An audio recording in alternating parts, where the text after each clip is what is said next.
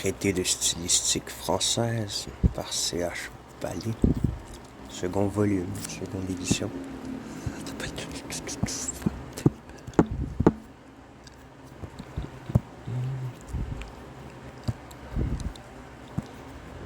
Avant-propos.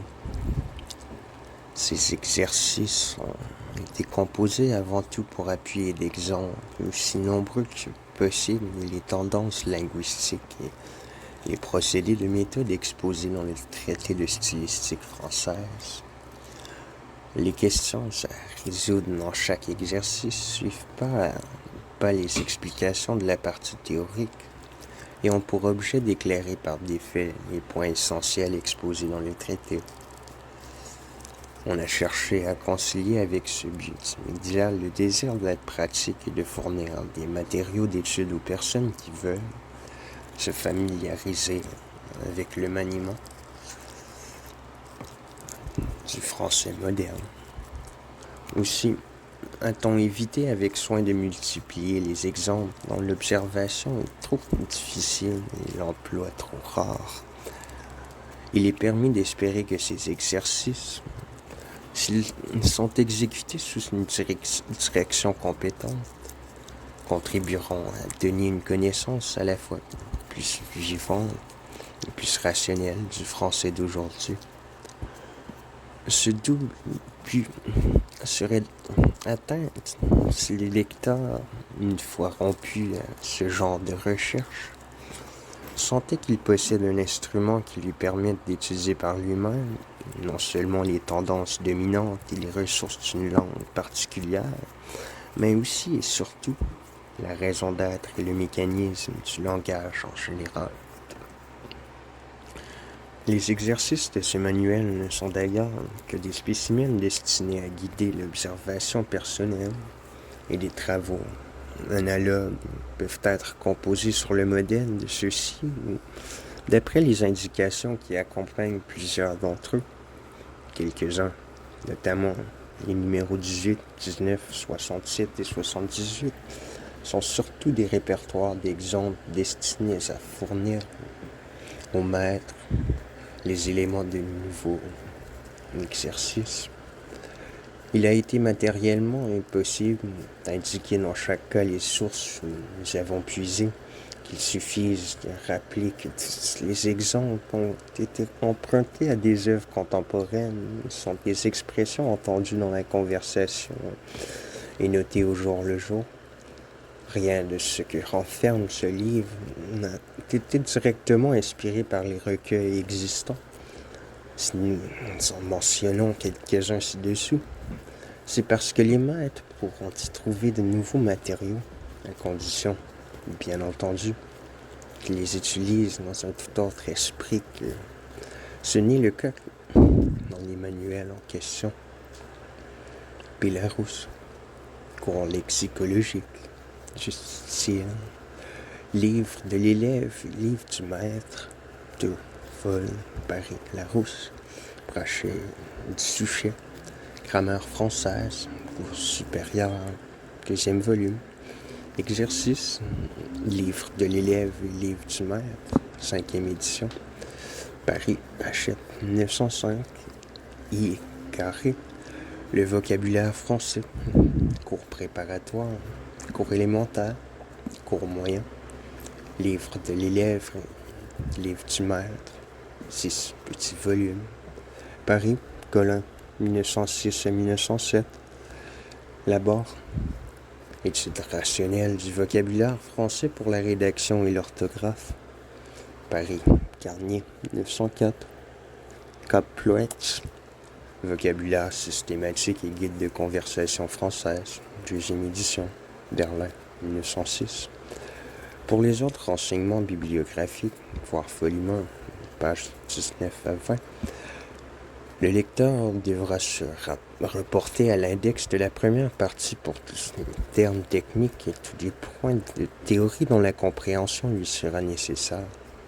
D'ailleurs, chaque exercice est accompagné d'un renvoi à la partie théorique, désignée par l'abréviation SF. Enfin, Le petit texte qui entoure les exercices renferme des explications techniques et méthodologiques qui complètent sur plus d'un point le développement du premier volume. Table des matières, avant-propos, pages 5 à 6. Première partie, délimitation des faits d'expression, page 1 à 74. Deuxième partie, identification des faits d'expression, 65 à 114. Troisième partie, caractère intellectuel et caractère affectif, 115 à 135. Quatrième partie, caractère affectif naturel, 136 à 146. Cinquième partie, effet par évocation. Sixième partie, moyen direct d'expression, 182 à 198. Septième partie, la langue parlée et l'expression familière, 199 à 222. Appendice, tableau synoptique des termes d'identification, 223 à 264. Première partie, délimitation des faits d'expression. Remarque générale. On observera une fois pour toutes que les exercices se rapportant à la première partie du traité sont destinés uniquement à combattre l'instinct étymologique. Le point de vue historique étant complètement mis de côté.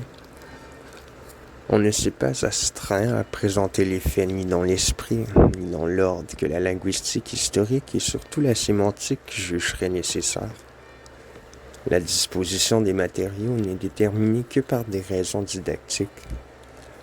Chapitre 1. Les mots et leurs éléments. Rapprochement étymologique et sens fondamental du mot. Les couples de mots réunis ci-dessous présentent dans leur signification des ressemblances et des différences. Le but de cet exercice est de montrer que ces différences ne s'expliquent pas par l'étymologie. Exercice 1. A. Mots ayant une même radicale et ne différant que par le préfixe ou le suffixe. Comparer entre eux, dans chaque couple d'exemples, ces préfixes ou suffixes, et montrer qu'ils n'expliquent pas la différence de sens. Bally, traité de stylistique française 2. La prolongation d'un congé, le prolongement d'une rue, un serpent venimeux, une plante vénéneuse, une raffinerie de sucre, un raffinement de cruauté, un déchirement de cœur, une déchirure à un habit, le départ d'un paquebot, un paquebot en partance, d'étroits embrassements, de frivoles embrassades, prolonger un congé, allonger un habit. Une question peut être complexe sans être compliquée. Tout chanteur peut être complexe sans être compliqué. Tout chanteur n'est pas chantre. Le trajet de Paris à Bordeaux, la trajectoire d'un obus, prix modique, plaisir modéré, créer un précédent, connaître les antécédents de qui viennent. L'inclinaison d'un toit, un mariage d'inclination. Un petit bourg s'appelle une bourgade. Le péché originel, une plante originaire d'Amérique. Le texte original d'un ouvrage, un appartement luxueux. Une végétation luxuriante. Une pluie continue. Une pluie continuelle. La rive d'un fleuve. Le rivage de la mer. Un caractère fantasque, un conte fantastique, le complément circonstanciel d'un verbe, des détails circonstanciés, Ma montre retarde. Il tarde à venir. Le fait d'estimer un objet, c'est son. Le fait d'estimer quelqu'un, c'est qu'on a pour, c'est qu'on a pour lui. La justesse du coup d'œil, la justice divine pour les pauvres. Non, un enfant menteur, un récit mensonger. Une collecte pour les pauvres, une collection de papillons, une session d'une assemblée comprend plusieurs séances. Une douleur oppresse, un tyran opprime ses sujets. Je ne l'ai pas fait exprès, on me l'a ordonné expressément. La damnation éternelle, la condamnation d'un criminel, un lavement, un lavage, la verdeur de l'âge, la verdure des caractères physiques, les fonctions physiologiques, se vouer à la médecine, se dévouer pour ses malades, se vouer à... Les convenances morales ne sont souvent que des conventions sociales. Jeûner et faire abstinence. L'abstention d'un électeur. Mourir sans laisser de postérité. Postériorité de date. B. Mots se rattachant par leur forme. Des mots plus simples de la même famille, mais en différant par un trait essentiel de leur signification. Trouvez cette différence. On peut traverser la France, mais fait-on la traversée de la France? Achetons des épinards avec une hache? On peut différer d'avis avec quelqu'un sans avoir un différend avec lui? Autrefois. Est-ce une autre fois? Altérer? Est-ce simplement rendre autre? Comparer voler une femme volage, égarer son porte-monnaie, l'égarement des sens, avoir le cœur haut, avoir un caractère hautain, comparer craquer à ses occupations, latin, vacuole, avoir du loisir. Dit-on indifféremment qu'un remède produit un effet instantané, un effet momentané, ayant des radicaux différents, d'après leur étymologie, ils devraient avoir des significations analogues. Chercher cette étymologie et montrer qu'elle n'explique pas pourquoi ces mots sont actuellement séparés par le sens. Le patriotisme ne se confond pas avec le nationalisme. On peut vérifier un compte sans avoir besoin de le rectifier. Une voix enfantine, une remarque puérile, un voiturier. Fait-il des voitures et le charron des chars comme le carrossier fait des carrosses? Une démarche assurée, une allure rapide, une docte assemblée, un savant mémoire, lequel est ironique, un captif, un prisonnier, lequel appartient à la langue littéraire, les 7 merveilles du monde, les miracles de Jésus-Christ, l'adresse d'un chasseur, la dextérité d'un jongleur, une aventure inarrable, une beauté inexprimable, un bonheur ineffable, NB. Voir aussi les exercices 98 et 99. D. Le sens est spécialisé par une sorte de condensation, c'est-à-dire que le mot a absorbé en lui le sens de tout le groupe de mots dont il faisait partie. C'est ainsi qu'on peut dire faire une déclaration à une femme au lieu de une déclaration d'amour, et la demande doit être faite au père de la jeune fille pour la demande en mariage. La spécialisation, condensation de sens est un type parfait d'étymologie insuffisante, car la partie caractéristique du mot se trouve en dehors de lui-même et sous-entendue. Les contextes suivants sont disposés par couple, de façon à montrer côte à côte un sens spécialisé et un sens général du même mot, ou de deux mots de la même famille. Donner la définition complète du mot à sens spécialisé. Donner sa parole à quelqu'un, une bonne parole. Subir une opération. Suivre les opérations d'une armée. Les ordonnances de la police. Les ordonnances sont exécutées par le pharmacien.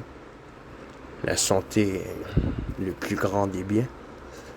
Demander un congé pour cause de santé. Avoir une mauvaise santé. Les qualités et les défauts. Les bonnes et les mauvaises qualités. Prendre un lavement. Se laver les mains. La récolte a été bonne. Recueillir des informations. L'exécution d'un condamné. L'exécution d'un ordre. Une pièce en 5 actes. Une pièce de bois. Artilleur, à vos pièces. Les couches d'une femme, se coucher à 10 heures. Se coucher sur le côté droit. Une table de bois. Une tablée 10 personnes. Enterrer un trésor. L'enterrement aura lieu à 5 heures. Il a de la chance. La mauvaise chance le poursuit. Ce livre a fait fortune. La bonne et la mauvaise fortune. Un parvenir à son but. Un homme heureux. Un homme malheureux. CF le bonheur. Le malheur. Une potion calmante. De l'eau potable. Ils se sont doués le mot. Donner le mot. Un mot difficile à prononcer. L'âge éteint le feu des passions. Un enfant en bas âge déterminer la valeur d'un produit. Un écrivain de valeur. Être de mauvaise humeur. Avoir de l'humeur. Écart étymologique et contact sémantique. Contrepartie du phénomène décrit plus haut. Des mots conservent un rapport sémantique spontané malgré les différences de forme qui les séparent. Exercice 2. Trouvez les mots répondant aux définitions suivantes. Un homme qui agit beaucoup est un homme. Un objet qui a du poids, les dieux de l'enfer, la voûte du ciel, celui qui protège. L'action de maudire, de bénir, faire pénétrer de l'air dans une chambre.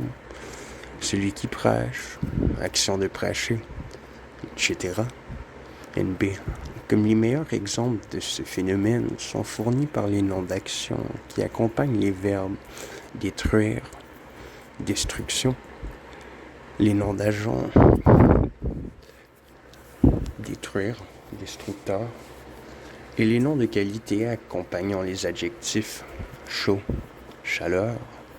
Nous renvoyons aux exercices 15 à 18 où l'on fera les mêmes observations sur des exemples très nombreux, préfixes et suffixes, composés et dérivés. SF section 41 à 43. L'étude des préfixes et suffixes se résume pour nous en 2 questions. 1. Le préfixe ou le suffixe a-t-il un sens analysable et distinct de celui du reste du mot? 2. Le composé ou le dérivé est-il spontanément un ou plusieurs mots de la même famille étymologique? On peut faire des recherches complètes sur ces sujets par des moyens très simples. Il suffit de posséder la liste des éléments informatifs, préfixes et suffixes, puis de consulter. Pour les préfixes, un dictionnaire alphabétique. Pour les suffixes, un dictionnaire des rimes, par exemple celui de Kittard. Pour se rendre compte de la différence de méthode qu'entraîne le point de vue stylistique par opposition à l'étude historique, On peut comparer notre façon de procéder avec les explications données par Lafayette dans l'introduction de son dictionnaire des synonymes, et aussi la manière dont les matériaux sont disposés dans son exercice et dans ceux de Brachet, exercice 155 et suivant, préfixe. Dans la liste ci-dessous, on a imprimé en lettres grasses les préfixes les plus importants pour notre recherche, qui feront l'objet d'exercices particuliers. Les formes savantes et les formes populaires des préfixes sont mêlées les unes aux autres, et cela intentionnellement. A, ad, con, co, contre, de, des, di, et, ex, en, in, entre, inter, mal, mais, par, père, pré, pour, pro, re, ré, sous, très, trans. Exercice 3. Préfixe, ré. A. Les mots en italique contiennent le préfixe ré. Comparer chacun de ces composés avec le simple et dire si le préfixe a un sens analysable et distinct du reste du mot. Reborder une jupe, des bœufs, Paris, dans le pâturage, repaître, saisir un spectacle, peupler une ville, repeupler une forêt, redire 1000 fois la même chose, il n'y a rien à redire à ce travail, poser pour un peintre, les morts reposent dans le cimetière, recoudre un bouton, rééditer un livre, se vêtir chaudement, se revêtir d'un habit, retomber dans ses anciens errements, jouir de la vie, se réjouir de revoir un ami, garder les moutons, regarder un tableau, courir à toutes jambes, recourir au bon office de quelqu'un, cuire et recueillir un mai, les arbres fleurissent au printemps, le soleil gît, une plaque de métal reliée au soleil, naître, renaître à la vie, il a disparu, on ne l'a jamais su reparaître. NB. On peut continuer cet exercice avec n'importe quel dictionnaire alphabétique en consultant les mots commençant par B, R,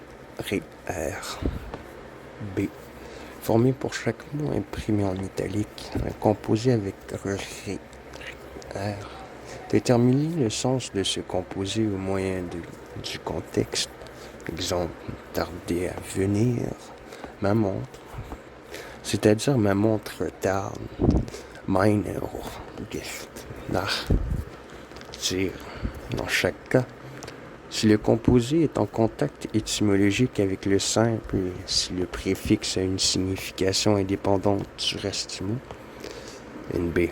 Dans le cas où un même contexte est valable pour le simple et le composé, on ne l'a pas répété.